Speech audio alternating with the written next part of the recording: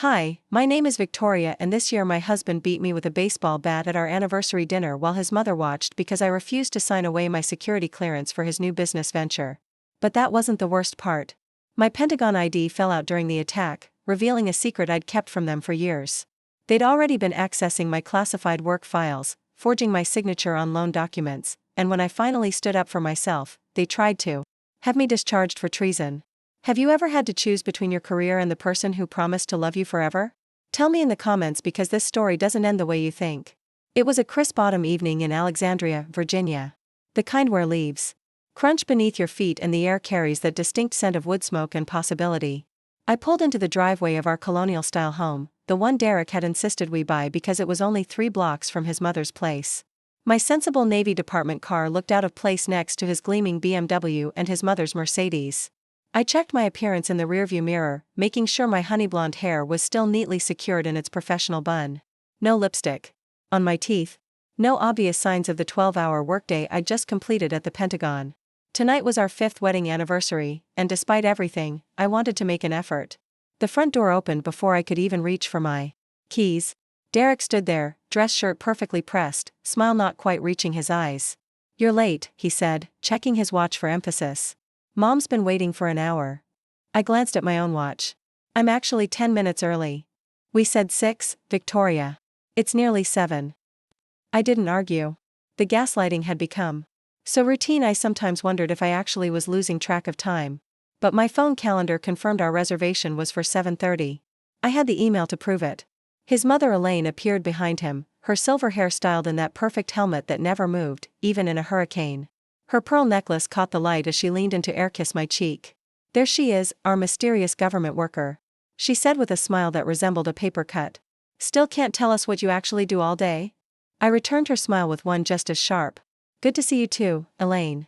Inside, the house smelled of expensive cologne and the lilies Elaine always brought over despite my allergies. I excused myself to change, climbing the stairs to our bedroom where I'd laid out my dress that morning, a simple black sheath, conservative enough for Derek's taste but still elegant. It wasn't on the bed. Instead, a red cocktail dress I'd never seen before was spread across the duvet, the price tag still dangling from the sleeve. The neckline plunged dangerously low, the hemline scandalously high. "Do you like it?" Derek appeared in the doorway, leaning against the frame with a self-satisfied smile. "I thought you could use something with a little more impact for tonight." "Where's my black dress?" I asked, trying to keep my voice level. "That old thing? I had my assistant drop it at Goodwill. You've worn it to the last 3 functions. People notice these things, Victoria." People. By which he meant his mother and the partners at his law firm. The black dress had been expensive, carefully chosen, and one of the few items in my wardrobe that made me feel both professional and feminine. "I can't wear this to La Maison," I said, gesturing to the red scrap of fabric. "It's not appropriate." His smile tightened. "We're not going to La Maison. Change of plans. We're meeting some potential investors at Club Azure. The dress is perfect for that venue." Club Azure was a trendy nightclub downtown, known for its VIP rooms where business deals happened over bottles of champagne that cost more than my monthly student loan payment. It was also a place where Derek knew I'd be uncomfortable, too loud, too flashy, too far from the reserved professional image I maintained. "Derek, I've had a long day. Can't we just go to dinner, the 3 of us, like we planned?" "The 3 of us are going to Club Azure," he said, his voice taking on that edge I'd learned to recognize. "These investors are important. They're interested in my security consultation firm. Tonight could change everything for us." Us. There hadn't been an us in our decisions for a long time. I thought about arguing but calculated the energy it would cost versus simply getting through the evening. Sometimes survival means choosing your battles. "Fine," I said. "I'll be down in 15 minutes. The dress fit perfectly, which was unsettling since Derek had never once noticed my size in 5 years of marriage. I pulled my hair down from its bun, letting it fall in waves past my shoulders. The woman in the mirror looked like a stranger. Someone playing dress-up in another woman's life. I tucked my Pentagon ID card into the tiny clutch purse that matched the dress, along with my phone and a credit card. Force of habit. That ID rarely left my person, even at home. Especially at home. Club Azure pulsed with bass that I could feel in my ribcage. The hostess recognized Derek immediately, leading us past the main dance floor to a velvet-roped section where private booths curved around small tables. A bottle of champagne already waited in an ice bucket. "Victoria, you remember Justin Mercer?" Derek said, gesturing to a man in an expensive suit who stood as we approached. I did remember him. Justin had been at our wedding, one of Derek's fraternity brothers who'd made uncomfortable comments about my government job all night. And this is Curtis Chen. He's interested in investing in Sentinel Securities. Curtis nodded at me, his eyes lingering a beat too long on the neckline of the red dress. Derek tells me you have some valuable insights into government security protocols. I felt the first warning prickle at the back of my neck. I work in logistics analysis, I said carefully. It was my standard cover. Boring enough that most people didn't ask follow-up questions. Elaine laughed, the sound like glass breaking. Oh, she's always so modest. Victoria has quite the impressive security clearance, don't you dear? Derek poured champagne, handing me a flute with a look that clearly said, play along. I took it but didn't drink. Tell them about that project you mentioned last month, he prompted. The one with the new authentication protocols. I hadn't mentioned any project. I never discussed my work at home. I think you've confused me with someone else, I said lightly. Defense Department logistics isn't very exciting cocktail conversation. Justin leaned forward. Come on, Victoria. We're all friends here. Derek says you're involved with quantum encryption for field communications. That's exactly the kind of edge Sentinel Securities needs to land those government contracts. The room seemed to tilt slightly. I looked at Derek, who was watching me with an intensity that made my skin crawl. This wasn't a coincidence. This wasn't a casual dinner with investors. This was an ambush. Excuse me, I said, standing abruptly. I need to use the restroom. In the relative quiet of the bathroom, I locked myself in a stall and tried to think. Derek had been pushing for details about my work for months, ever since he decided to launch his security consultation firm. At first, it had been casual questions. Over dinner. Then accidental glimpses at my laptop. Then comments about how helpful it would be if his firm had insider knowledge of Pentagon protocols. I'd shut him down every time, explaining that my clearance level meant I couldn't discuss my work, even with my husband. Especially with my husband, whose mother had business connections in countries that weren't exactly allied with American interests. I pulled out my phone and texted my colleague Zara, need exit strategy. Club Azure. Possible security issue. Zara and I had worked together for 3 years. She knew about Derek, about his increasing pressure, about my growing concerns. We had a system in place for emergencies. Her response came immediately, 15 minutes. Front entrance. Car waiting. I splashed water on my face, reapplied my lipstick, and returned to the table with a smile that felt like it might crack my face. Sorry about that, I said. Now, where were we? Derek slid a folder across the table. We were just discussing the investment opportunity. Curtis has some questions about operational security that I thought you might help clarify. I opened the folder to find a document with Sentinel Securities letterhead. My stomach dropped as I scanned the text. It was a consultant agreement, listing me as the chief security advisor, with detailed clauses about bringing proprietary knowledge from current employers. The last page had my signature on it. A signature I'd never provided. This is forged, I said quietly. Derek's smile didn't falter. Don't be ridiculous. You signed it last week. Remember? After we discussed how this would fast-track your career once you leave that dead-end government job. Curtis and Justin exchanged glances. Elaine sipped her champagne, watching me over the rim of her glass like a cat observing a cornered mouse. I never signed this, I said, more firmly this time. And I never agreed to consult for Sentinel Securities. Derek's hand closed around my wrist, his fingers pressing into the delicate bones there. To anyone watching, it might have looked like an affectionate gesture. I knew better. Victoria is just being modest, he said to the investors. She's always careful about discussing her work. Professional discretion and all that. I understand completely, Curtis said with a nod. My wife works for a defense contractor. Same situation. Maybe we could discuss this more privately, Derek suggested, standing and pulling me up with him. His grip on my wrist tightened painfully. Victoria and I will just step outside for a moment to clarify a few points. Before I could protest, he was guiding me through the crowd, his mother following closely behind. Not toward the front entrance where Zara would be waiting, but toward the rear exit that led to an alley where employees took smoke breaks. The cool night air hit me like a slap as Derek pushed through the door, practically dragging me into the shadows of the alley. Elaine slipped out behind us, letting the heavy door swing shut, cutting off the music and leaving us in sudden, dangerous silence. What the hell do you think you're doing? Derek hissed, finally releasing my wrist. I could already see the marks forming, 5 distinct fingerprints in angry red. I could ask you the same thing, I replied, rubbing my wrist. You forged my signature on a document that would violate my security clearance and probably land me in federal prison. Don't be so dramatic, Elaine cut in. It's just business, Victoria. Derek's business needs your expertise. What kind of wife refuses to help her husband succeed? The kind who took an oath to protect classified information, I shot back. The kind who doesn't want to commit treason. Derek paced the small space, running his hands through his carefully styled hair. Do you have any idea how much money is on the table tonight? Chen and Mercer represent investors who can fund Sentinel Security's entire first-year operation. But they need assurances that we have insider knowledge of Pentagon protocols. Then hire a legal consultant, I said. There are plenty of retired military officials who can advise you legally. They don't have your access, he snapped. Your specific knowledge of the quantum encryption projects. I froze. I had never told Derek about those projects. They were compartmentalized even within my department. The only way he could know about them was if. You've been going through my files, I said, the realization washing over me like ice water. You've been accessing my work laptop. A flash of guilt crossed his face, quickly replaced by defiance. Someone had to take initiative. You certainly weren't going to volunteer the information. Because it's classified. Because I swore an oath. You also took vows, Elaine reminded me. To support your husband. To put your marriage first. I laughed, a harsh sound that echoed off the brick walls of the alley. Is that what you think marriage is? Committing federal crimes together?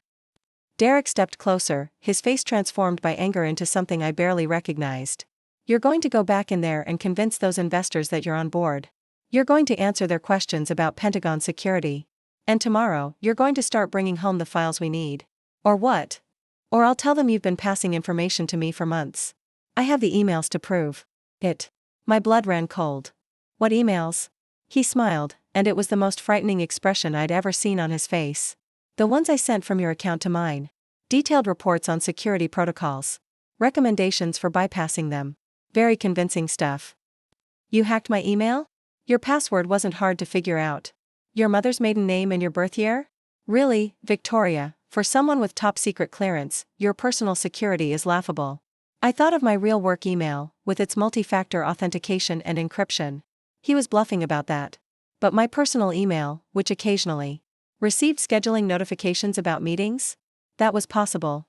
No one would believe I'd be so careless, I said, but uncertainty crept into my voice. They'll believe it when they see the evidence of money being deposited into your offshore account, Elaine said smugly. The account Derek set up last month with your forged signature. The trap was more elaborate than I'd imagined. They'd been planning this for months, maybe years. Building a case that could destroy my career and possibly send me to prison. Why? I asked, looking between them. Why go to all this trouble instead of just divorcing me and finding someone willing to break the law for you? Because you're valuable, Derek said, as if explaining something to a child. Your clearance, your position, your access. Do you have any idea how much people would pay for what you know? People? What people? He waved dismissively. Investors. Competitors. Foreign interests. The details don't matter. But they did matter. They mattered terribly. I want a divorce, I said quietly. Derek laughed. Not an option. Not anymore. You're in too deep now, whether you knew it or not. He reached behind him, and I heard the metal clang of something hitting the dumpster. When his hand reappeared, he was holding a baseball bat, not a full-sized one, but one of those souvenir miniature bats they sell at games. Still, it was solid wood, about 18 inches long. More than enough to do damage. Derek, I said, taking a step back. Think about what you're doing. I have thought about it, he replied, tapping the bat against his palm. For a long time. We can do this the easy way, you cooperate, everyone makes money, no one gets hurt. Or we can do this the hard way. Elaine stood to the side, arms crossed, watching with a detached interest that chilled me more than Derek's overt threat. You won't get away with this, I said, continuing to back up until I felt the brick wall behind me. Assaulting a federal employee, who's going to believe you? Elaine cut in. The unstable wife who's been selling government secrets? Who attacked her husband when he confronted her about it? Such a tragedy. PTSD from her work, probably. They'd thought of everything. My word against theirs. Any injuries easily explained away as self-defense on Derek's part. My credibility already undermined by the electronic trail they'd created. I looked for an escape route. The alley dead-ended behind Derek. The only exit was the club door, with Derek and Elaine between me and it. I reached for my clutch purse. thinking of my phone inside, but realized I'd left it on the table when Derek pulled me outside. Last chance, Victoria, Derek said, stepping closer. Are you going to be a team player? I thought about all the moments that had led to this. 1. The small compromises. The red flags I'd ignored. The gradual isolation from my friends and family. The growing unease I'd pushed down for the sake of peace. No, I said, finding strength in the finality of the word. I won't help you commit espionage. The bat swung toward me faster than I expected. I managed to raise my arm to block it from hitting my head, but the impact against my forearm sent shockwaves of pain up to my shoulder. I cried out, stumbling sideways. That was just a warning, Derek said, his voice eerily calm. Next one won't be. I clutched my injured arm to my chest, knowing it was likely broken. The pain made it hard to think, but adrenaline sharpened my senses. I noticed a broken bottle near my feet, the edge jagged and dangerous. You don't want to do this, I said. Playing for time. There are cameras everywhere these days. Someone will see. Not back here, Elaine said confidently. We checked. This alley is a blind spot. Of course they had checked. This wasn't a spontaneous act of violence. This was premeditated. Derek raised the bat again. I'm actually disappointed, Victoria. I thought you were smarter than this. I lunged for the broken bottle, my fingers closing around the neck just as the bat came down again. This time it caught me across the back, sending me sprawling face first onto the dirty pavement. My clutch purse flew from my hand, spilling its contents across the alley. Pain exploded across my back. I could taste blood where my lip had split. Against the ground. Through the haze of agony, I saw something slide out of my open purse, my Pentagon ID card, the holographic security features catching the dim light from the club's back door. Derek saw it too. He froze, bat still raised. For another blow. What division did you say you worked in? He asked, his voice suddenly uncertain. I didn't answer. I couldn't. The pain was too intense. He bent down and picked up the ID card, examining it closely. His face went pale. Defense Intelligence Agency, he read aloud. Special Operations Division? Elaine snatched the card from him, her own face draining of color as she took in the security classifications and access codes printed on it. You told us you were a logistics analyst, she whispered. I managed to push myself up onto my elbows, spitting blood onto the pavement. I lied. The implications settled over them like a shroud. Not just a security clearance violation now. Not just common corporate espionage. They had assaulted a DIA officer. They had attempted to extort classified information from special operations. You're bluffing, Derek said, but his voice lacked conviction. This is a fake. Scan the barcode, I suggested, my voice ragged with pain. It's linked to my biometric data in the Pentagon database. Or should I call my handler? And have them explain it to you? The bat clattered to the ground. Derek took a step back, then another. We were just having a disagreement, he said quickly. A marital spat. These things happen. Do they? I asked, pulling myself to a sitting position despite the screaming. Pain in my back and arm. Do husbands often beat their wives with baseball bats while their mothers watch? Does that happen a lot in your world, Derek? Elaine's hand went to her pearl necklace, clutching it like a rosary. This is all a misunderstanding. Is it? Like the forged signatures? The hacked email account? The offshore bank account? Those misunderstandings too? A sound from the club door made all three of us turn. Zara stood there, her hand casually resting inside her jacket where I knew she carried her service weapon. Behind her were two men. In plain clothes, their stances unmistakably military. Everything okay out here, Vic? Zara asked, her eyes taking in the scene, the bat on the ground, my bloody face, the ID card in Elaine's hand. Just a family discussion, I said, using the wall to brace myself as I struggled to stand. About divorce papers and federal prison sentences. Sounds fascinating, Zara replied, stepping forward to help me up. Maybe we should continue this conversation somewhere more comfortable. Like, say, a secure federal facility? Derek's face had gone from pale to ashen. This is a private matter between my wife and me. One of the men behind Zara stepped forward. Actually, sir, when it involves a federal officer and potential espionage, it becomes very much a public matter. I want a lawyer, Elaine said immediately. That's probably wise, I agreed. As Zara helped me toward the door, Derek made one last desperate attempt. Victoria, think about what you're doing. We can work this out. I paused, turning back to look at the man I had once loved enough to marry. The man who had just tried to beat me into submission with a baseball bat. You know what's interesting about special operations, Derek? We don't just collect intelligence. We're really good at connecting dots. Like figuring out where all that money your mother's been investing came from. Or who she's been meeting with in Prague every summer. Elaine's hand flew to her mouth. Derek looked like he might be sick. That's right, I continued, drawing strength from their fear. We've been watching you both for a long time. I was just the bait. And you took it, hook, line, and sinker. It wasn't entirely true. I hadn't been planted in Derek's life, that part had been genuine, at least on my side. But the surveillance on Elaine had been real, triggered by her suspicious financial activities long before I entered the picture. When patterns started emerging that connected to Derek, my handler had warned me, but I hadn't wanted to believe it. Now, watching their faces crumple with the realization that they weren't nearly as clever as they thought, I felt no satisfaction. Only a bone-deep weariness and the throbbing pain of betrayal that hurt far worse than my physical injuries. Get me out of here, I said to Zara, suddenly exhausted. I'm done with this family reunion. Outside, an unmarked van waited at the curb. The men escorted Derek and Elaine to a separate vehicle while Zara helped me into the back of the van where a medic immediately began examining my injuries. You okay? Zara asked, her professional demeanor slipping to reveal genuine concern. I've been better, I admitted. But I've been worse too. We got it all, she assured me. Audio and video from the moment you entered the club. Plus everything. From your apartment over the last 3 months. I nodded, wincing as the medic gently probed my broken arm. And the files? Did they actually access anything classified? Nothing serious. Your security protocols held. They got meeting schedules, some redacted reports. Nothing that would compromise operations. The relief was so intense I nearly passed out. Or maybe that was the pain and adrenaline crash. What happens now? I asked as the medic started in 4-line. Zara squeezed my good hand. Now you rest and heal. Let us handle the rest. As the van pulled away from Club Azure, I caught a glimpse of Derek in the back of the other vehicle, his face illuminated briefly by passing streetlights. He was watching me with an expression I couldn't quite read, hatred, fear, maybe. Even a twisted form of respect. I turned away. Some chapters need to end without closure. Some people don't deserve your final glance. The next few days passed in a blur of hospital rooms, debriefings, and painkillers. My arm was set in a cast. My back wrapped in bandages, my split lip stitched neatly. Physical wounds that would heal far faster than the invisible ones.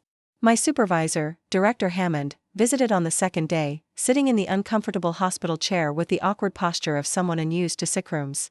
You did good work, Sullivan, he said, using my surname as he always did. We've been trying to nail Elaine Richards for years. Her connection to the Chinese tech espionage ring was suspected but never confirmed until now. And Derek?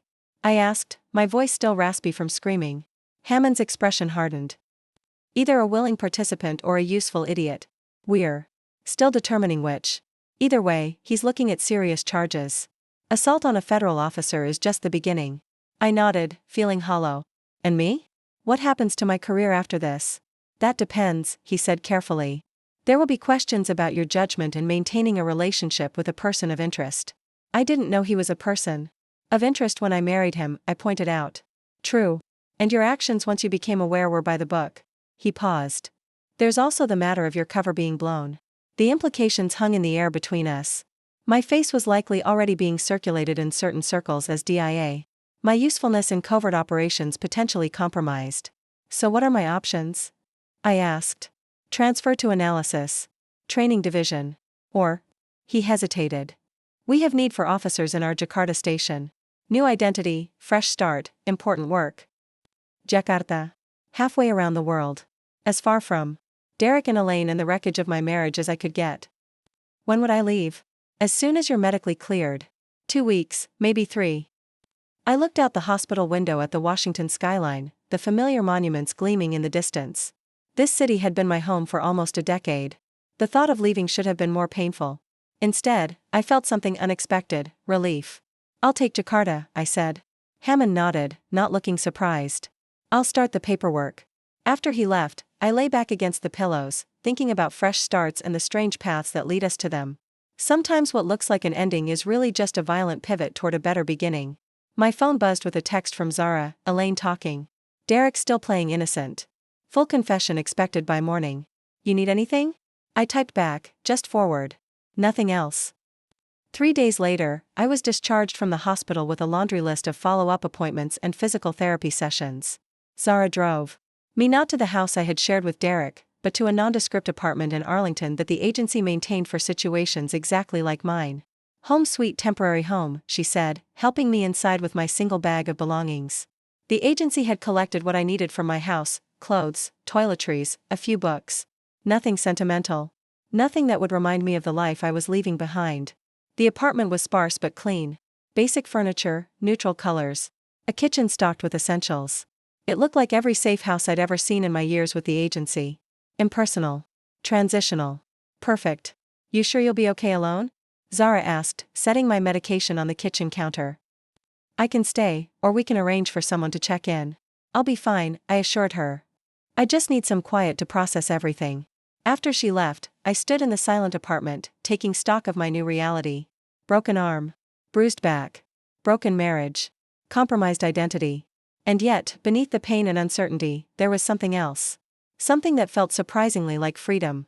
I sat on the edge of the bed in that sterile apartment, scrolling through news alerts on my phone. The story had broken that morning: Pentagon official injured in domestic violence incident, husband and mother-in-law arrested in connection with espionage ring. No names yet, just the bare bones of what had happened. The media vultures would circle soon enough. I put the phone down and tried to breathe through the pain radiating from my back. The doctor said I was lucky: no permanent damage to my spine, just severe bruising and a hairline fracture in one rib.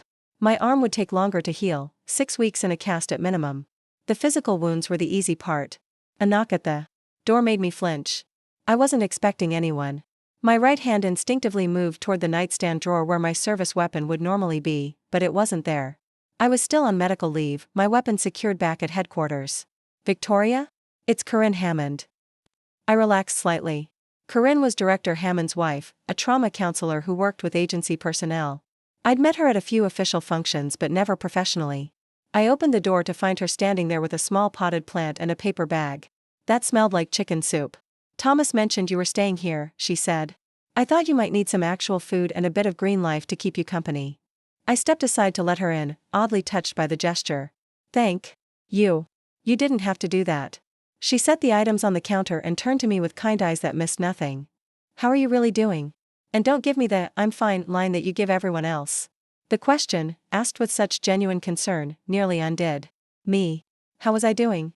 I hadn't allowed myself to consider it beyond the physical inventory of pain and damage. "I don't know," I admitted. "I keep replaying it all in my head. Trying to figure out when it started. When Derek changed. Or if he was always like this and I just didn't see it." Corinne nodded, understanding without judgment. The betrayal is often more painful than the physical assault. Especially when it comes from someone who was supposed to protect you. "I'm an intelligence officer," I said, the bitterness seeping into my voice. "I'm trained to read people. To spot deception. And I didn't see this coming in my own home." "Personal relationships operate under different rules," she said gently. "We all have blind spots when it comes to the people we love." Love? Had I loved Derek? Once, certainly. But when had that changed? When had affection been replaced by wariness, then fear, then grim determination just to survive each day? "I should have left years ago," I said, sinking onto the couch. There were signs. Small things at first. Controlling behaviors that I rationalized away. Comments that undermined my confidence. Isolation from my friends, from my family. "Why didn't you?" she asked, sitting beside me, careful not to jostle my injured arm. I stared at the blank wall opposite us. I kept thinking I could fix it. That if I just tried harder, communicated better, was more understanding of his ambitions, things would improve. I laughed hollowly. Classic victim mentality, right? Believing it was somehow my responsibility to fix his behavior. "It's a common response," Corinne said. "Especially for women in high-functioning professional roles. We're trained to solve problems, to mediate, to find workable solutions. It's hard to accept that some relationships can't be saved." I thought about that night in the alley, about Derek's face as he swung the bat. There had been no hesitation, no remorse. Just cold calculation. "He would have killed me," I said quietly. "If Zara hadn't shown up when she did. If the ID hadn't distracted him. He would have kept hitting me until I stopped moving." Corinne didn't try to deny it or soften the reality. "Yes," she agreed. "He probably would have." The simple acknowledgement broke something loose inside me. Tears came suddenly, violently, shaking my injured body with sobs I couldn't control. Corinne moved closer, placing a steady hand on my shoulder, anchoring me as I finally released the fear and grief I'd been holding back. I don't even know who I am anymore, I gasped between sobs. 5 years of my life. 5 years of lies and manipulation and slowly shrinking myself to fit into the space he allowed me. But you survived, she reminded me. And not just physically. You kept your core self intact. You maintained your integrity even when it would have been easier to give in. The tears gradually subsided, leaving me exhausted but somehow lighter. Corinne handed me a tissue from her purse. The Jakarta assignment, she said after I'd composed myself. Thomas tells me you accepted. I nodded. Fresh start. New identity. Seems easier than trying to rebuild here with all the whispers and sidelong glances. Running away isn't always the wrong choice, she observed. Sometimes it's strategic withdrawal. Sometimes it's exactly what we need to heal and regroup. Is that the official agency counselor position? I asked with a weak smile. No, that's just me speaking as someone who's seen a lot of officers try to tough it out in situations where distance would have served them better. She stood, reaching into her bag to pull out a business card. My private number is on the back. Call anytime, day or night, before you leave or after you arrive. In Jakarta. The time difference doesn't matter. After she left, I heated the soup and ate it standing at the kitchen counter, watching the sky darken outside the window. The food was simple but nourishing, reminding me that I'd barely eaten in days. As I finished the last spoonful, my phone buzzed with a text from a number I didn't recognize. It's Theseus. We need to talk. This isn't what you think. Theseus. Derek's private nickname, the one he used in college and with close friends. A reference to the Greek hero who slew the Minotaur. He'd always seen himself as heroic, hadn't he? The conqueror of monsters, the clever one who found his way through the labyrinth. I deleted the message without responding and blocked the number. Another text came almost immediately, this time from a different unknown number. Victoria, it's Elaine. Derek is being set up. We need your help. Please call. I blocked that one too, then turned the phone off completely. Whatever games they were playing now, I wanted no part of them. The next morning, I woke to someone pounding on my door. I checked the peephole to find Zara standing there, her expression grim. We need to move you, she said as soon as I opened the door. Derek made bail. What? How? The charges against him included assault on a federal officer and espionage. Bail should have been either denied or set impossibly high. His mother's connections run deeper than we thought. Judge Harriman signed off on it an hour ago, with conditions, including surrender of his passport and an ankle monitor. Zara was already gathering my medications from the counter. But we're not taking chances. Pack whatever you need for a few days. As I threw essentials into a duffel bag, Zara filled me in on the latest developments. Elaine's lawyer is spinning a story that you're mentally unstable, that you've been fabricating evidence against them because Derek was planning to divorce you. They're claiming the assault was self-defense after you attacked him. There were witnesses, I pointed out. You and the other agents saw my injuries. They're claiming those happened when you fell during a confrontation you initiated. She paused. They also have documentation suggesting you've been treated for paranoid delusions related to your work. Medical records, therapist notes, prescriptions. I stopped packing. Those are forged. I've never been treated for anything like that. We know that. But they're good forgeries, entered into the system months ago as a contingency. They've been planning this for a while, Victoria. The realization made me feel ill.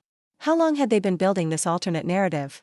How many breadcrumbs had they dropped to support the story that I was unstable, paranoid, a danger to myself and others? What about the Jakarta assignment? I asked, zipping the duffel closed. Still on the table, but we need to keep you safe until then. And we need your testimony to make the charges stick. Zara drove me to a different safe house, this one. Outside the city in a quiet suburban neighborhood in Maryland. The house looked like every other on the street, 2 stories, attached garage, small front yard with neatly trimmed hedges. We have agents watching the perimeter, she assured me as she helped me carry my things inside. And the security system is top of the line. You'll be safe here. The house was larger than the apartment, with actual furniture and decoration. That made it look lived in. Family photos on the walls showed people I didn't recognize, cover identities created by the agency's logistics department. According to the neighbors, you're Sarah Mackenzie, recovering from a car accident while visiting your cousin, Zara explained. Your cousin is actually Agent Dawson, who lives here as part of his cover. He's away on assignment now, so you have the place to yourself. I nodded, taking in the details of my temporary identity. How long? A week, maybe 2. Your deposition is scheduled for Monday. After that, we should be able to expedite the Jakarta preparations. After Zara left, I explored the house, trying to get comfortable in this new skin. Sarah Mackenzie. Car accident. visiting cousin. The cover story was simple enough to maintain, though I doubted I'd have much interaction with the neighbors. The master bedroom had a large bay window overlooking the backyard. I stood there for a long time, watching birds flit between the trees. From this vantage point, the world looked peaceful, ordinary. Hard to believe that just a few days ago, my husband had tried to kill me in an alley behind a nightclub. My husband. Even now, it was difficult to reconcile the Derek I thought I knew with the man who had swung that bat with such calculated violence. Had he ever loved me? Or had I just been a means to an end from the beginning, a convenient connection to the intelligence community he and his mother wanted to exploit? The questions circled in my mind like vultures, picking at the carcass of my marriage. I forced myself to focus on something else, anything else. I found a laptop in the study, agency issued with secure connections back to headquarters. I logged in with my credentials and began reviewing the files for the Jakarta assignment. Station layout. Personnel profiles. Local contacts. Regional. Threats. The work was familiar, comforting in its demands for analytical precision. Hours passed as I immersed myself in preparation, making notes, memorizing details, finding patterns in the intelligence reports. This was who I was before Derek. Focused, competent, trusted with matters of national security. This was who I could be again. The doorbell rang, startling me out of my concentration. I wasn't expecting anyone, and Zara would have texted before coming over. I approached the front door cautiously, checking the security monitor mounted beside it. A delivery person stood on the porch, holding a large arrangement of flowers. I relaxed slightly but kept my guard up. Through the intercom, I asked, "Can I help you?" "Delivery for Sarah Mackenzie," the young woman replied, showing the order. Form to the camera. It could be legitimate, part of the cover story, flowers from my cousin, to maintain appearances. Or it could be something else entirely. I called Zara. "There's a flower delivery here for Sarah Mackenzie. Did you arrange that?" "No," she said immediately. "Don't open the door. I'm sending someone over now." I watched on the monitor as the delivery person waited, shifting impatiently from foot to foot. After a few minutes, she set the flowers down on the porch and left, climbing back into a van with a local florist's logo on the side. 20 minutes later, 2 agents arrived, carefully examining the arrangement before bringing it inside. The senior agent, a woman named Reese I recognized from headquarters, wore gloves as she checked for surveillance devices or other threats. "Clean," she announced finally. "But I'd still be careful." The card attached to the flowers was handwritten. "Wishing you a speedy recovery. Your friends at the firm miss you. Call when you can." No signature, but I recognized the handwriting immediately. Derek's precise, architectural letters. The message seemed innocuous, but the meaning was clear. He knew where I was and who I was pretending to be. "How did he find me?" I asked, fighting to keep my voice steady. Agent Reese shook her head. "We're looking into it. Could be he has someone inside the agency, or he managed to track your phone before we changed it." "He's letting me know he can reach me," I said, staring at the flowers, lilies, the same kind his mother always brought to our house despite my allergies. "This is a threat." "We'll increase security," Reese assured me. "And we'll move you again tomorrow, somewhere off the books that not even most of the agency will know about."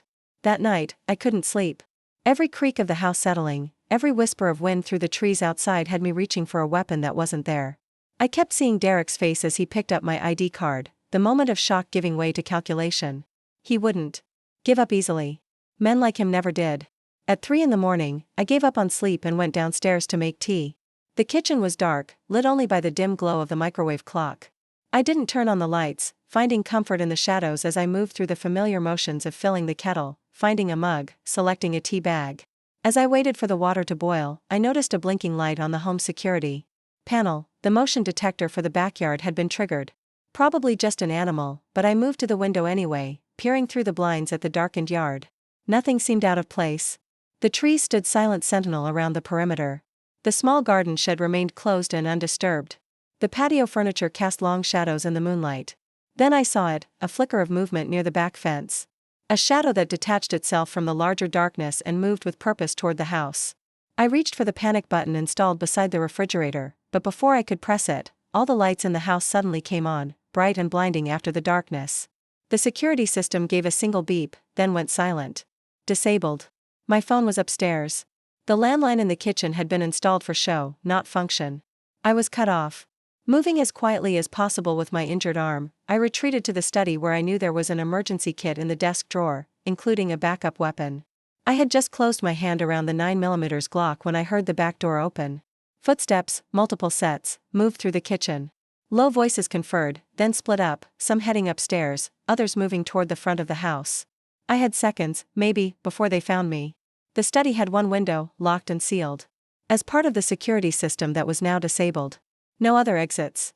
I positioned myself behind the desk, gun raised despite the awkwardness of using my non-dominant hand with my right arm in a cast. The door to the study was closed but not locked. I aimed at it, waiting. The handle turned slowly. The door began to open. I tightened my finger on the trigger, ready to fire at whoever appeared. Federal agents. Drop your weapon. The command came from behind me. I spun to see Agent Reese and another officer I didn't recognize entering through a hidden panel in the bookcase I hadn't known existed. It's me, I said quickly, lowering the gun. Someone's in the house. They disabled the security system. Reese nodded, all business. We know. Stay behind me. She moved toward the study door, weapon raised, while the other agent positioned himself to cover her. I stood back, heart pounding, as they coordinated without words, years of training. Evident in every controlled movement. Reese yanked the door open, revealing an empty hallway. From upstairs came the sounds of a struggle, then a single gunshot. Everything happened very fast after that. More agents poured in through the front and back doors. Someone pulled me into the hidden passage behind the bookcase, hustling me through a narrow corridor that led to the house next door, another agency property, I realized, designed as a bolt hole for exactly this kind of situation. An hour later, I sat in a debriefing room at a secure facility, hands wrapped around a cup of coffee I hadn't touched, listening as Reese explained what had happened. For intruders, all armed. 2 are in custody, 1 is wounded, 1 escaped. None of them are talking yet, but based on equipment and tactics, they're professionals. Mercenaries, not agency. Derek hired them, I said. It wasn't a question. Possibly. Or his mother. We're tracking financial transactions now. She hesitated. One thing we do know, they weren't there to kill you. They had tranquilizers. Restraints, a vehicle waiting 2 blocks away. They wanted you alive. The implication turned my blood to ice. They had planned to take me somewhere, to do what? Force me to recant my testimony? Use me as leverage? The possibilities were all horrifying. Jakarta is off the table, Director Hammond said, entering the room with a grim expression. We can't risk putting you on an international flight right now, not with this level of threat. So what's the alternative? I asked, too exhausted to feel anything but numb. I can't keep moving from safe house to safe house forever. No, you can't, he agreed. Which is why we're implementing Protocol Lazarus. I looked up sharply. Protocol Lazarus was reserved for the most extreme circumstances, agents whose covers had been so thoroughly compromised that the only solution was a complete identity reset. Not just a new name and location, but a new life, constructed from the ground up, with no connection to the past. You want me to disappear, I said. Slowly. Completely. Hammond nodded. It's the best way to protect you and to ensure the case against Derek and Elaine Richards proceeds without interference. Victoria Sullivan needs to cease to exist. For how long? Indefinitely. Possibly permanently. The room fell silent. As I absorbed the enormity of what he was suggesting. Everything I was, everything I had built, my career, my identity, my history, gone. Replaced by a construction, a fiction designed by agency psychologists and identity specialists. What about my family? I asked. My friends? Limited contact, eventually, under controlled circumstances. But for at least the first year, no contact at all. Hammond's expression softened slightly. I know it's an extreme measure, Victoria. But we've exhausted the alternatives. I thought about the mercenaries who had broken into the safe house, about the careful planning that had gone into finding me, about the resources Derek and Elaine were willing to expend to silence me or control me. When do we start? I asked. Now, Hammond replied. Your death is already being arranged. Dying isn't simple, even when it's fake. There are papers to sign, decisions to make, goodbyes that can never be spoken. In the sterile conference room of a building that officially doesn't exist, I sat across from a woman whose job title was transition specialist. The accident will happen tomorrow, she explained, sliding photographs across the table. A single vehicle crash on the GW Parkway. Your car goes into the Potomac during a rainstorm. The body will be too damaged for open casket viewing. I stared at the images, my car, my driver's license photo, computer simulations of the accident scene. It was surreal to plan my own death in such meticulous detail. Who notifies my family? I asked. Local police, followed by agency representatives posing as victim advocates. Standard procedure. She pushed another folder toward me. These are your new documents. Memorize everything, then they'll be secured until deployment. I opened the folder to find a driver's license, passport, birth certificate, college diplomas. An entire life documented for someone named Maren Lawson. The face in the photos was mine, but with subtle differences: darker hair, green contacts instead of my natural brown eyes, a small scar near the right eyebrow that would be created surgically before I left. Maren, I said, testing the name. On my tongue. It felt foreign, a garment that didn't quite fit yet. 32 years old, originally from Seattle. MA in International Relations from University of Washington. Worked for various NGOs overseas. Recently returned to the US after a project in Thailand. No living immediate family. Background is solid, we've been building it for years as a contingency identity. I flipped through employment records, tax returns, even medical history. This is comprehensive. It has to be. In today's digital world, a half-built identity is worse than none at all. She closed her laptop. After your death, you'll undergo physical transformation and psychological conditioning at a secure facility. In approximately 4 weeks, Maren Lawson will emerge and relocate to Portland, Oregon to begin her new life. Portland. Not Jakarta, not overseas at all, but still thousands of miles from DC. A city known for its transient population, where newcomers wouldn't raise eyebrows. Smart. What about Derek and Elaine? The case against them? Proceeds as planned. Your deposition has been recorded and certified. Your death will actually strengthen the case. It adds witness intimidation and conspiracy to commit murder to their charges. After the meeting, I was escorted to yet another safe house, this one a small apartment above a dry cleaner in Bethesda. 2 agents stayed with me around the clock, never leaving me alone for a moment. Safety precaution, they said. I knew it was also to ensure I didn't try to contact anyone from my old life to warn them about what was coming. That night, I lay awake staring at the ceiling, thinking about everyone who would mourn me tomorrow. My parents in Michigan, who had never liked Derek but had respected my choice to marry him. My sister in Chicago with her 3 kids who called me Auntie Tori. My college roommate who still sent me birthday cards every year. Colleagues at the Pentagon who had become friends over shared lunches and late-night operations. None of them could know the truth. They would all believe I had died, suddenly and tragically. They would attend my funeral, leave flowers at a grave that didn't contain my body, eventually move on with their lives while I watched from the shadows of a new identity. The unfairness of it burned in my chest. I was the victim here, yet I was the one who had to disappear, to lose everything while Derek and Elaine fought the charges against them with high-priced lawyers and media spin. But anger wouldn't change the reality of my situation. And focusing on what was being taken from me meant missing what I was being given, a chance to start over, to build a life not defined by betrayal and fear. A life where I wasn't looking over my shoulder for the next attack. Morning came too quickly. Agent Reese arrived at dawn with coffee and a grim expression. "It's time," she said, handing me a small pill. "This will make you sleep through the transfer to the facility. Standard protocol." I took it without question, washing it down with the coffee. As the sedative began to take effect, making my limbs heavy and my thoughts fuzzy, I found myself thinking of something my grandmother used to say when facing difficult times: sometimes God closes a door so firmly that it shatters all the windows too. When that happens, don't waste time trying to rebuild the house. Find new ground and start again. I was finding new ground now, even if I hadn't chosen to seek it. When I awoke, I was in a hospital-like room with no windows and soft lighting. The cast on my arm had been replaced with a more streamlined brace that allowed limited movement. My back felt better, the pain dulled to a manageable ache. A woman in a white coat entered, carrying a tablet. "Good morning, Maren," she said. "How are you feeling?" It took me a moment to remember that was my name now. Groggy, I admitted. "How long was I out?" "About 18 hours. You needed the rest." She checked my vitals, making notes on her tablet.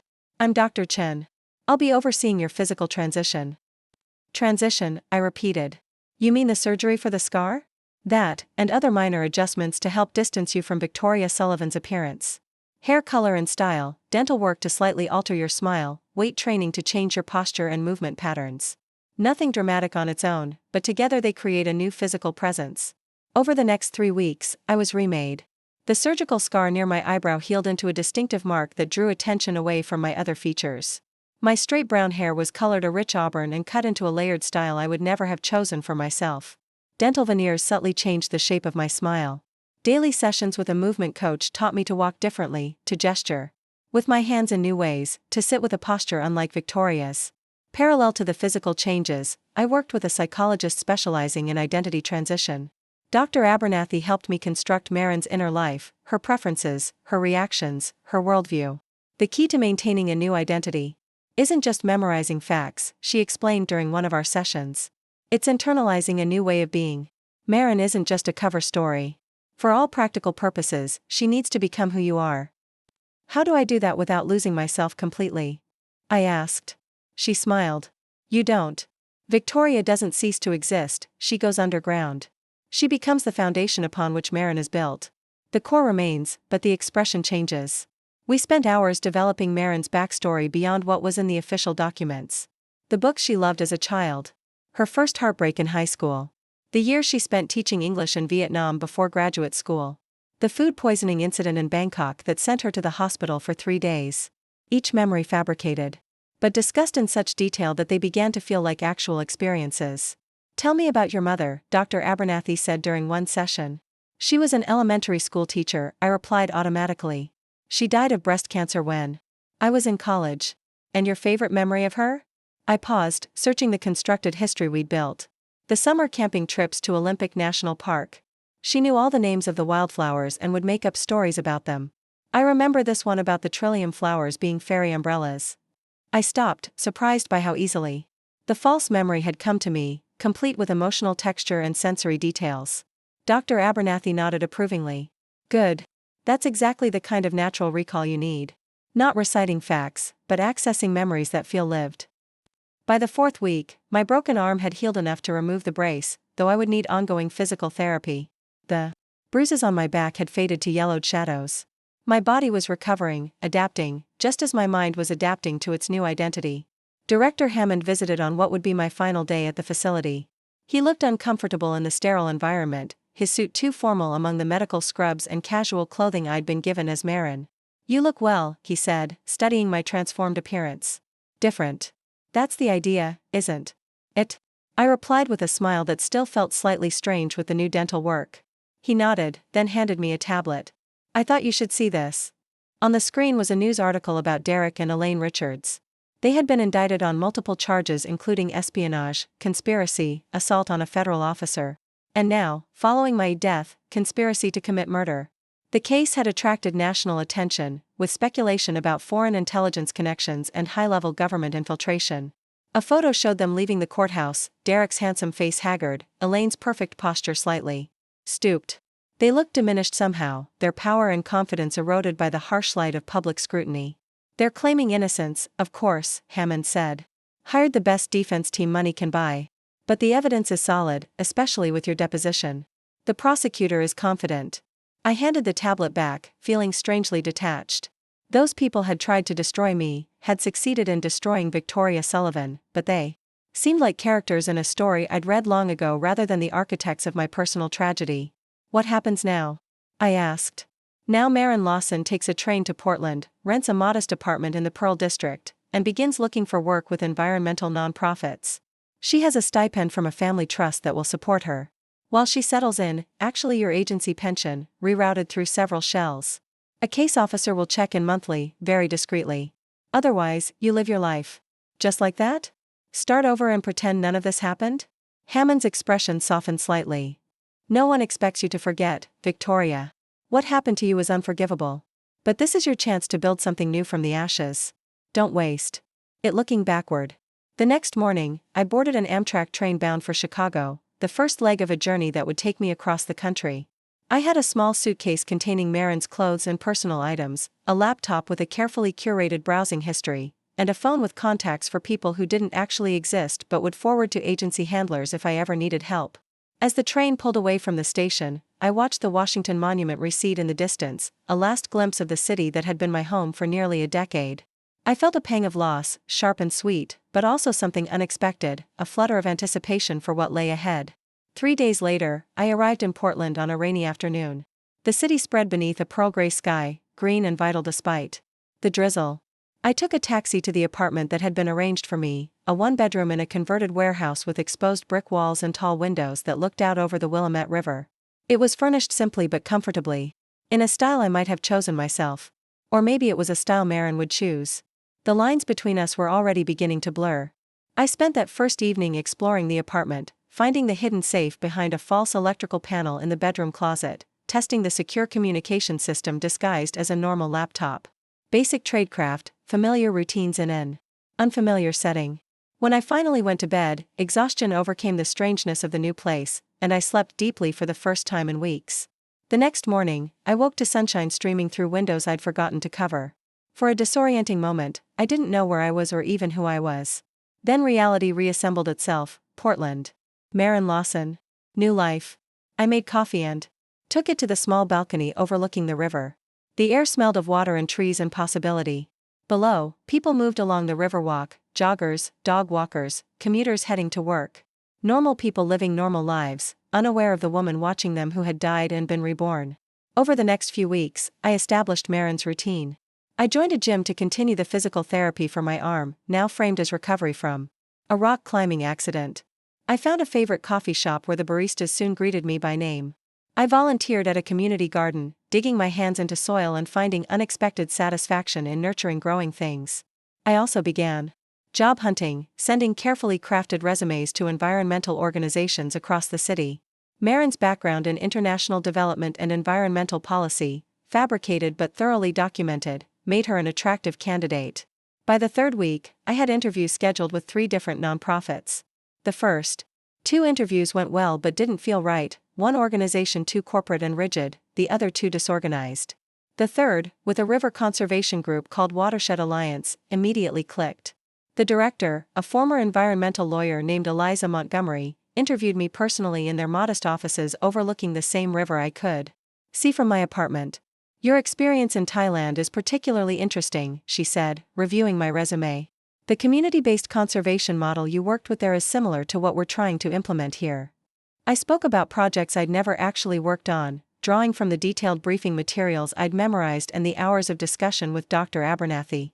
The words flowed naturally, as if I really had spent 2 years working with rural communities to protect watershed areas from industrial pollution. "Why Portland?" Eliza asked, the question I'd been prepared for. "With your background, you could work anywhere." I gave her the answer we'd constructed, part truth, part fiction. I wanted to be back in the Pacific Northwest.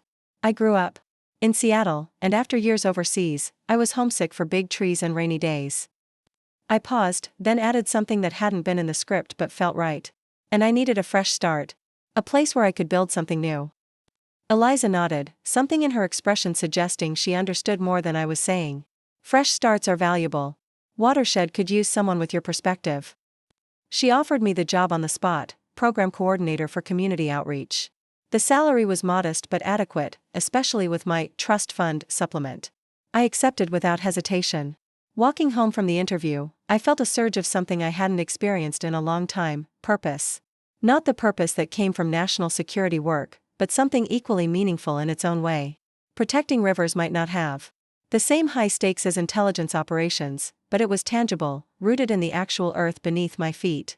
That evening, my agency handler called from a secure line. The monthly check-in was brief and procedural, confirming my safety, updating me on the security situation, no indication that anyone suspected Victoria Sullivan was still alive, and verifying that I had the resources I needed. "The trial date is set for Richards and his mother," she informed me near the end of the call. "February 15th, prosecutor thinks it will last about 3 weeks. Will I need to testify?" I asked. Though I knew the answer. "No.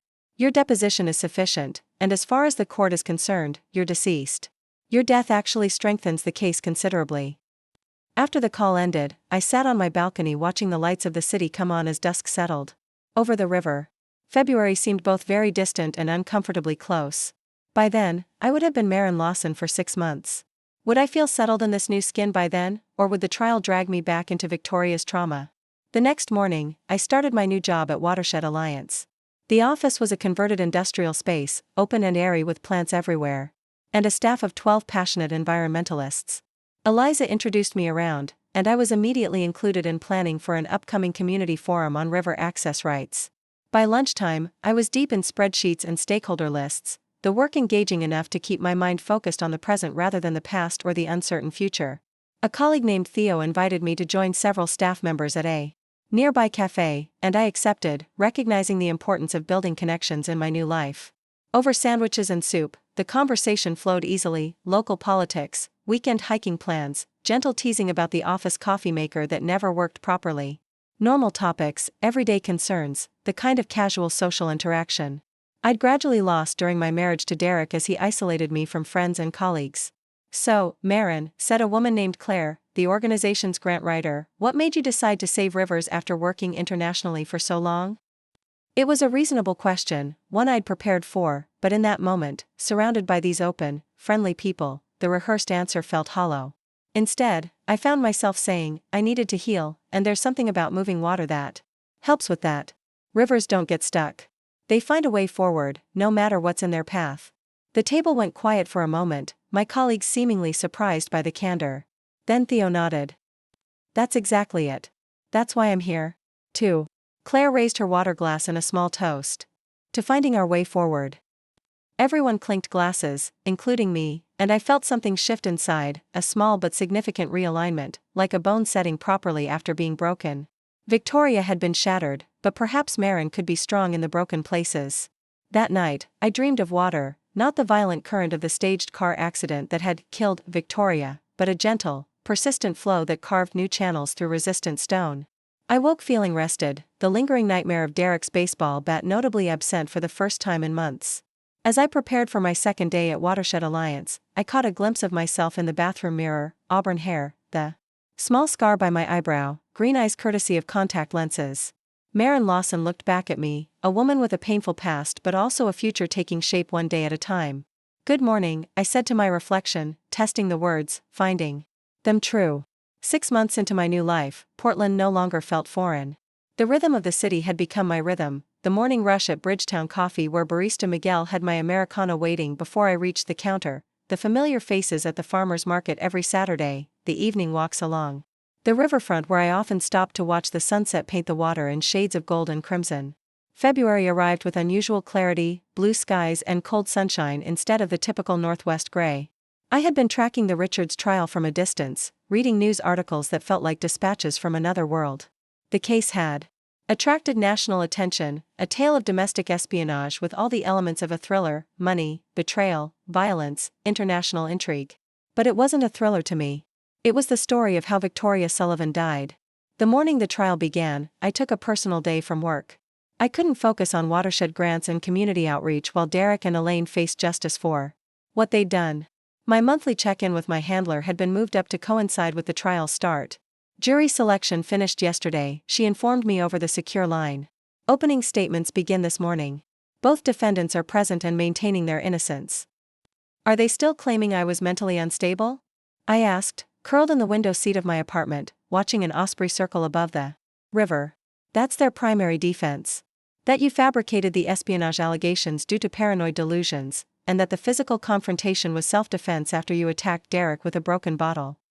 I touched the scar on my forearm where the bone had broken when Derek hit me with the bat. "And the evidence? The forged documents with my signature? The offshore accounts?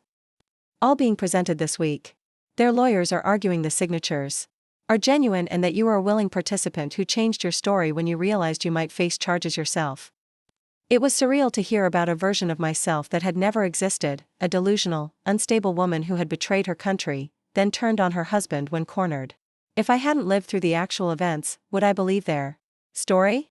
It was crafted to be believable, playing on stereotypes about women and mental health. "The prosecution has your deposition and the evidence collected from your apartment and devices," my handler continued. "Plus testimony from Zara and the other agents who witnessed the aftermath of the assault. It's a strong case."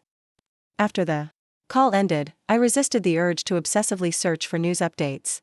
Instead, I put on running shoes and a light jacket and headed out for a long run along the river trail. Physical exertion had become my therapy, the repetitive motion of feet against pavement clearing my mind in a way that talking never could. 5 miles in, legs burning pleasantly and breath forming small clouds in the cold air, I realized I was smiling. Despite everything, the trial, the lost identity, the lingering physical pain in my arm during cold weather, I had found moments of genuine joy in this new life. Small ones at first, like the perfect cup of coffee or the satisfaction of completing a challenging report for work. But increasingly, deeper contentment had begun to take root. I had friends now, real ones, not the carefully curated social circle Derek had approved of. My colleagues at Watershed had become a kind of family, including me in weekend hikes and Thursday happy hours. Eliza, my boss, had become a mentor, challenging me professionally while respecting the boundaries I maintained around my personal history. And there was Owen, the marine biologist who consulted on our river health assessments. Our relationship had developed slowly, cautiously on my part. Coffee after work had led to dinner, then to long conversations about everything except my past, which I kept carefully vague. He never pushed, seeming to understand intuitively that some doors were closed for a reason. Last week, he had kissed me for the first time, on the Hawthorne Bridge at sunset after we'd spent the day collecting water samples. I had frozen momentarily, memories of Derek threatening to overwhelm the present. But Owen had stepped back immediately, apologizing, giving me space until I found my way back to the moment and initiated a second kiss that belonged only to Maren Lawson and this new life I was building. As I turned back toward my apartment, completing the loop along the river, my phone buzzed with a text from Eliza, news alert about the Richards trial. You okay? My colleagues knew nothing about my connection to the case, of course, but I had mentioned once that I'd previously worked in D.C. and had some history with government contracts. Eliza, perceptive as always, had noticed my tension when the trial made headlines. All good, I texted back. Thanks for checking in.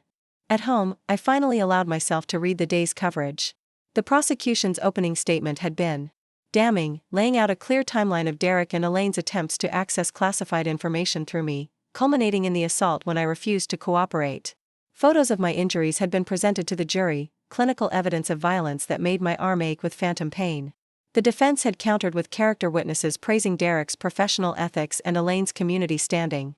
They painted Victoria Sullivan as a troubled woman whose work pressures had triggered paranoid episodes, claiming the physical evidence had been misinterpreted by overzealous federal agents. Reading about myself in the third person was disorienting. Victoria Sullivan, presented alternately as a victim of calculated violence or as a mentally unstable liar, seemed like a character in someone else's story. Was that really me? Had I ever been that woman? In some ways, yes. The core of who I was remained unchanged. But in other ways, Maren had become more than just a cover identity. She was the person I might have been if life had taken different turns, if I had never met Derek, never joined the intelligence community, never experienced the betrayal that had shattered my former life. The trial continued for 3 weeks, each day bringing new revelations. Financial records showed payments from Chinese technology firms to shell companies controlled by Elaine. Email exchanges documented Derek's calculated courtship of me, beginning suspiciously soon after I received my security clearance. Surveillance footage from our home, installed by the agency after initial concerns were raised, showed Derek accessing my work laptop while I slept.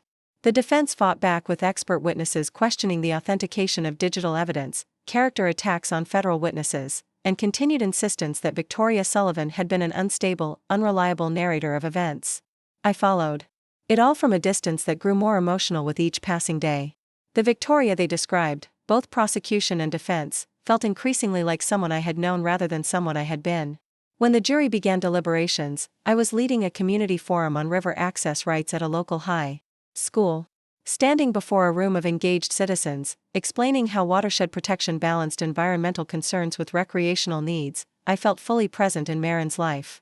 The trial, Victoria's trauma, seemed to belong to another timeline altogether. The verdict came down on a Thursday afternoon. I was in a staff meeting when my phone buzzed with the news alert, breaking, Derek and Elaine Richards found guilty on all counts in espionage case. My hand trembled slightly as I silenced the phone, but I maintained my composure, contributing to the discussion about upcoming grant deadlines as if nothing monumental had just occurred.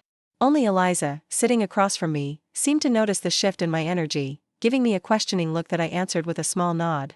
I'm okay. And I was. The guilty verdict didn't magically heal the trauma or restore what I had lost, but it provided a period at the end of a painful sentence.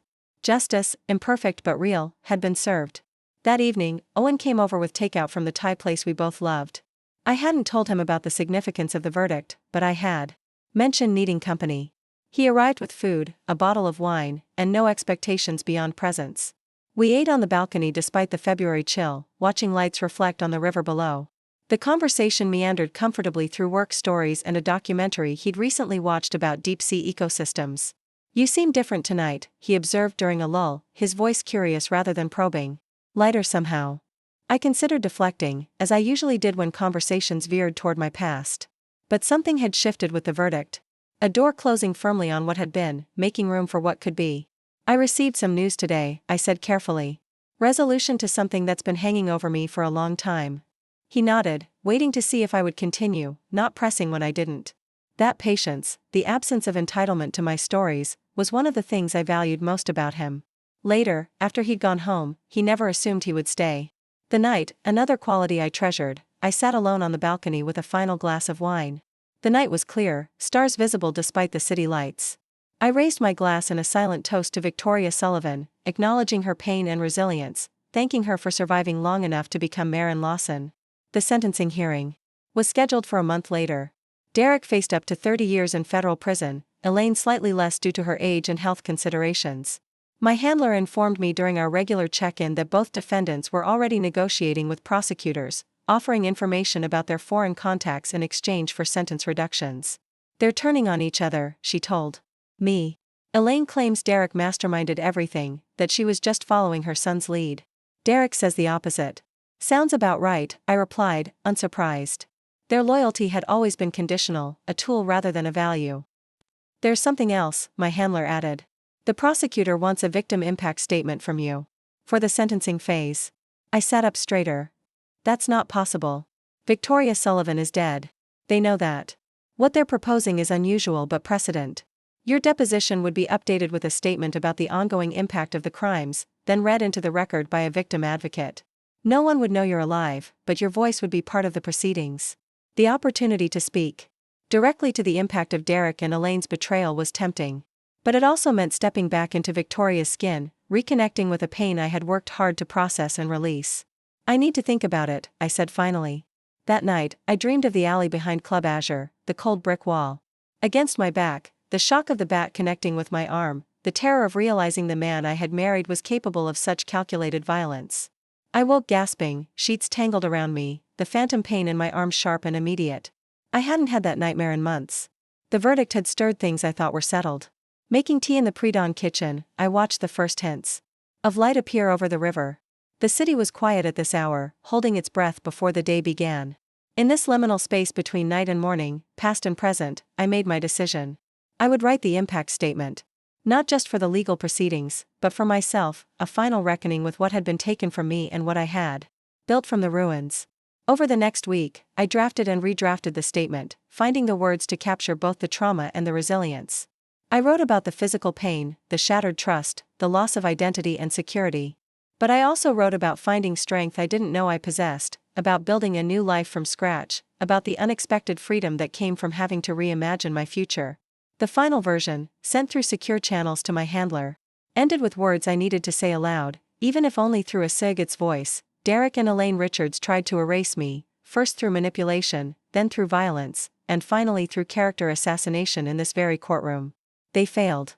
They took many things from me, but they could not take my core self, my integrity, or my capacity to build something new from the ashes they created. Their actions define their character, not mine. And while they spend the coming years confined by the consequences of their choices, I am already free. Writing the statement provided unexpected catharsis.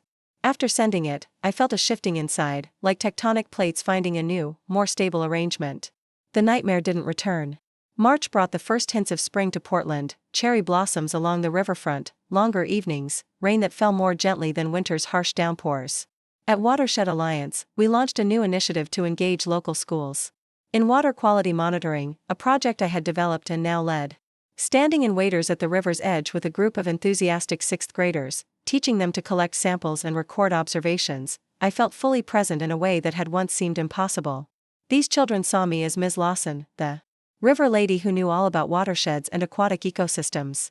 They had no idea they were interacting with a woman who had died and been reborn. Ms. Lawson, look. A girl named Zoe held up her sample jar, where a tiny freshwater shrimp darted back and forth. Is it supposed to be there? Absolutely, I confirmed, crouching beside her for a better look. That little creature is an indicator species. Its presence tells us this section of the river is healthy.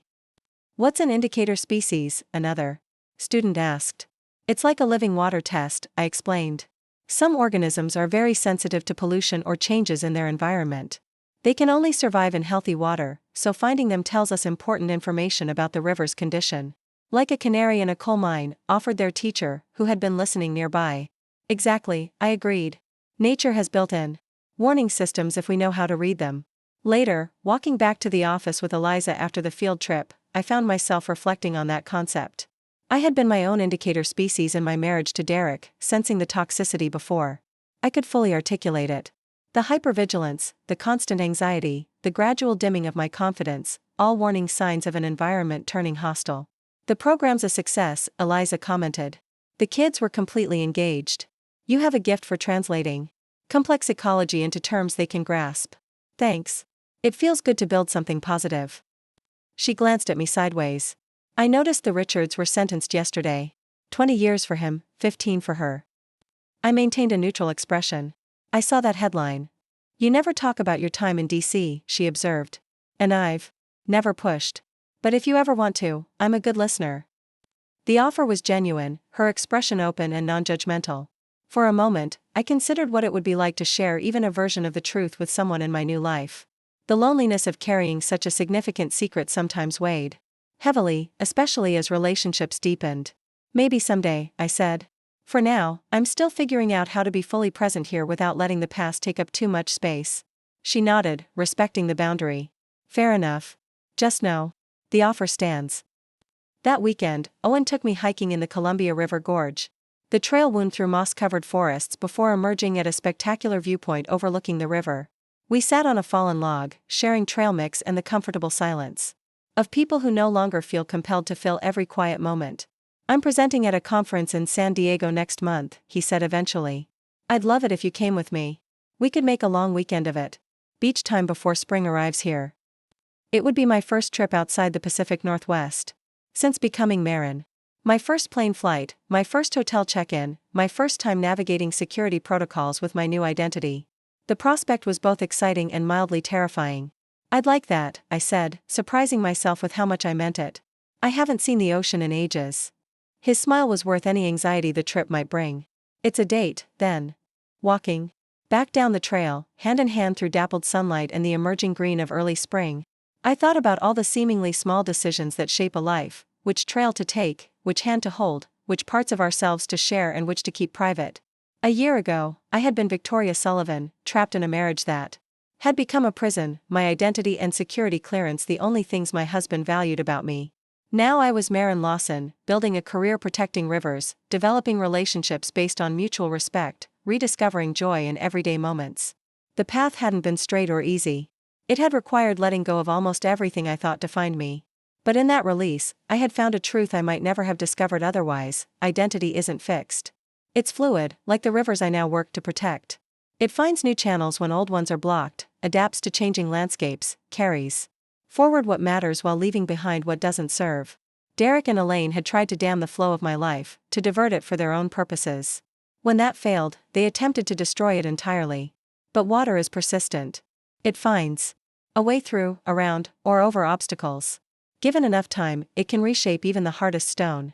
As we reached the trailhead, the late afternoon sun broke through clouds, illuminating the gorge in golden light. Owen paused to take a photo, but I simply stood watching the play of light on water far below, feeling a profound gratitude for this moment, this place, this life I was creating one choice at a time. That night, in my apartment overlooking the Willamette River, I received a final update from my handler. The Richards case was officially closed. Derek and Elaine had been transferred to separate federal facilities to begin serving their sentences. All evidence had been sealed, the intelligence community already moving on to the next threat, the next case, the next crisis. Any questions before we conclude? She asked, the formal phrasing signaling the end of our official relationship. With the case resolved and no evidence that anyone suspected Victoria Sullivan had survived, the agency was scaling back its involvement in my new life. Monthly check-ins would become quarterly, then annual. Eventually, Marin Lawson would be just another identity in a classified file, checked only during routine security reviews. I thought for a moment. Just one. Was it worth it? Everything that was lost to bring them down? The line was silent for a beat longer than normal. That's not a question I can answer for you, she said finally. But I can tell you this, their network was extensive. The intelligence they were after would have compromised operations and agents across 3 continents. What happened to you was unconscionable, but the ramifications of their success would have been far worse. After we disconnected, I stood on my balcony watching the city lights reflect on the dark water below. The river never stopped moving, even in the deepest night. Neither would I. The next morning, I woke early and went for a run along the riverfront. As dawn broke over Portland, the air was cool and fresh, scented with the promise of spring. As I rounded the bend near the Hawthorne Bridge, the sun crested the eastern hills, sending golden light across the water's surface. I stopped running and simply stood there, breathing deeply, fully present in this moment that belonged entirely to Maren Lawson. Victoria Sullivan had died so this woman could live, not as a hiding place or an escape, but as a genuine evolution, water finding a new channel after the old one had been violently dammed. A blue heron lifted off from the riverbank nearby, wings spread wide against the morning sky. I watched its graceful flight, this creature perfectly adapted to both water and air, equally at home in multiple elements. Perhaps that was the lesson. In all of this. Not just survival, but adaptation. Not just endurance, but transformation. The capacity to lose everything and still find a way forward, carrying only what truly matters: courage, integrity, the ability to begin again. I resumed running, moving with the river's flow, no longer fighting the current but becoming part of it. Ahead lay a day of meaningful work, deepening friendships, growing love, and the quiet victory of a life reclaimed on my own terms. Derek had beaten me with a bat while his mother watched, thinking they could break more than just bones. Then my Pentagon ID had fallen out, changing everything in an instant. But that moment of violence and revelation wasn't the end of my story. It was barely the beginning. The real story was what happened after, how I died on paper but found a truer life, how I lost an identity but discovered a self that no one could take away. That was the victory they would never know about, a triumph more complete than any courthouse verdict could provide. I ran toward the rising sun, each step carrying me further from what had been and closer to what could be. The path ahead was uncharted but undeniably mine. And for the first time in longer than I could remember, I was eager to see where it might lead. Up next, you've got 2 more standout stories right on your screen. If this one hit the mark, you won't want to pass these up. Just click and check them out. And don't forget to subscribe and turn on the notification bell, so you don't miss any upload from us.